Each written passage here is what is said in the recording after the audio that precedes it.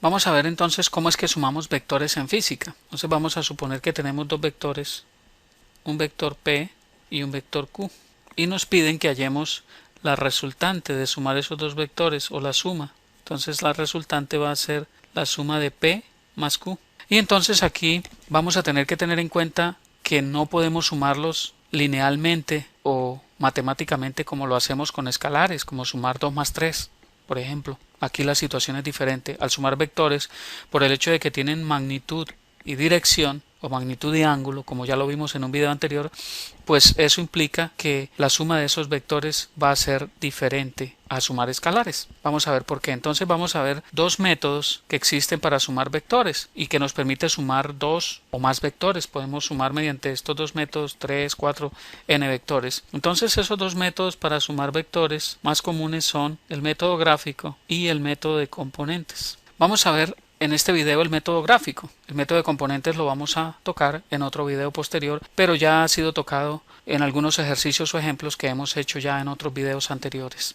Bien, entonces vamos a ver cómo es que sumamos esos dos vectores P y Q. Entonces lo que hacemos es que colocamos el primer vector P en esta posición, que es la posición original de él, y la cola del siguiente vector, que sería Q, la colocamos unida con la cabeza del vector P. Entonces vamos a colocarlo en esta forma. Tenemos que cuidar al hacer la gráfica que ese vector tenga las mismas características del vector original, es decir, que tenga la misma magnitud y el mismo ángulo o la misma dirección. Y entonces, ¿cuál va a ser la resultante? La resultante va a ser unir la cola del vector P con la cabeza del vector Q. Entonces esta va a ser la resultante, R. ¿Sí ven lo fácil que es? Entonces note el punto. Es muy fácil sumar vectores. Ahora bien, yo puedo sumar Q más P en vez de P más Q. Vamos a ver si nos da lo mismo. Apliquemos entonces el mismo método. Entonces pongamos Q primero. Es Q está aquí, vector Q, y P. Entonces la cola de P la ponemos con la cabeza de Q. Entonces ahí está P. Y fíjese que nos da exactamente,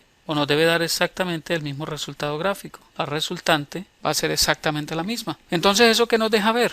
Eso nos deja ver claramente que la resultante R va a ser el equivalente a sumar P más Q vectorialmente o Q más P. Es decir, que la suma de vectores es conmutativa, es decir, que el orden de los sumandos no altera el producto. Si yo puedo sumar P más Q o Q más P y me va a dar el mismo resultado. ¿De allí qué se deriva? De allí se deriva un método que se usa muy comúnmente al utilizar el método gráfico, o no digamos un método, una forma que se usa comúnmente y es, o que se conoce como el método del paralelogramo. ¿En qué consiste el método del paralelogramo? Entonces consiste en colocar los dos vectores.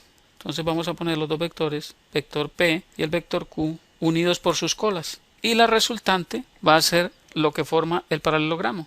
Entonces note, si yo trasladara el vector P acá o el vector Q acá, fíjese lo que se me forma. Se me forma un paralelogramo. Entonces, ¿cuál es la resultante? La resultante va a ser esta. Bueno, no me quedó muy bien el dibujo, pero esa es la idea. Entonces, fíjese que va a ser exactamente la misma resultante. Y eso es lo que se conoce como el método del paralelogramo. Como ustedes pueden ver, es muy sencillo sumar vectores. Pero lo que hay que tener en cuenta es que esos vectores no se pueden sumar como se suman escalares. ¿Ok? Eso es básicamente. Bueno, ya vimos cómo entonces se suman esos vectores fácilmente en forma gráfica. Ahora, ¿qué hay si nos piden que hagamos la diferencia o la resta de esos vectores? Entonces van a decir que hagamos el vector diferencia, que lo llamaríamos D, es decir, D igual a el vector P menos el vector Q. ¿A qué sería igual eso? Entonces es muy fácil hacer esa diferencia si nos dan esos dos vectores P y Q. Entonces recordemos que el vector P tiene esta forma y esta posición, y que el vector Q viene en esta forma. Entonces note que lo que nos piden es P menos Q. Entonces, ¿qué vamos a hacer? Vamos a decir que para hallar menos Q es el mismo vector Q, pero con sentido contrario, es decir, antiparalelo, menos Q, o sea, va en sentido contrario. Entonces, ¿cómo quedaría la diferencia? Porque la diferencia o la resta es una suma, solo que tiene signo menos. Eso es básicamente. Y lo hacemos de la siguiente manera. Entonces volvemos a lo mismo. Entonces decimos que colocamos P en esta forma, Q menos Q lo ponemos en esta forma, menos Q, con la cabeza. Si notan, los unimos de esa forma, la cabeza de P con la cola de Q. Y entonces la diferencia, ¿cuál va a ser? Va a ser unir la cola de P con la cabeza de Q, y ese va a ser el vector diferencia. ¿Sí ven lo fácil que es? Ahora volvemos a lo mismo. ¿Qué hay si nos dicen que hagamos la diferencia menos q más p, o la suma menos q más p, o el vector diferencia?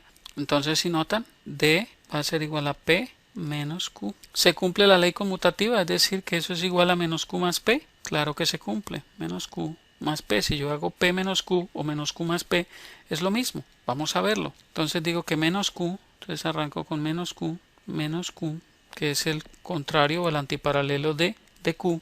Lo pongo en esa forma y luego voy de la cabeza de menos q, voy con la cola de p que va en esta posición, el vector p. ¿Y cuál es la resultante? La resultante va a ser el punto de inicio con el punto final. Ese va a ser d. ¿Sí ven que es lo mismo? Es exactamente lo mismo. Entonces, por cualquier forma que yo haga, siempre y cuando tenga claro el concepto, voy a poder sumar vectores gráficamente. ¿Qué es lo único que hay que tener en cuenta aquí? Que la escala que utilicemos sea muy precisa, muy exacta, para poder tener una aproximación correcta del valor real. Vamos a ver en otro video que cuando lo hacemos por el método de componentes, la aproximación es mucho mejor, puesto que utilizamos las funciones trigonométricas. Bien, espero que haya quedado claro este concepto de sumar vectores por el método gráfico. Este mismo concepto se puede aplicar para 3, 4, n vectores. Bueno, me da muchísimo gusto y los veo en una próxima oportunidad. Les habló Hernán Puente de www.miprofesordefísica.com. Hasta pronto.